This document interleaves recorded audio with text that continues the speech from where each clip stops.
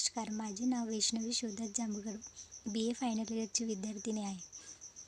मी तुम्हाला आज आदिवासीचे वैशिष्ट्य सांगणार आहे. पहिला पॉईंट, विशिष्ट भूप्रदेश. आदिवासीचे पहिले महत्त्वाचे वैशिष्ट्य म्हणजे विशिष्ट भूप्रदेश होय. आदिवासी जमाती ह्या विशिष्ट भूप्रदेशावरच वास्तव्य करणाऱ्या आहेत, जसे की मेळघाटातील कोकर, ठाणे जिल्ह्यातील वारली, कातकरी, गडचिरोली जिल्ह्यातील मीडिया गोंड, नागालँडमध्ये नागा, यवतमाळ जिल्ह्यातील कोलाम इत्यादी.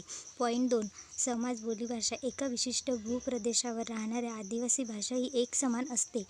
ज्याची भाषा ही बोलीभाषा असते, त्याच्या भाषेला लिपी नाही.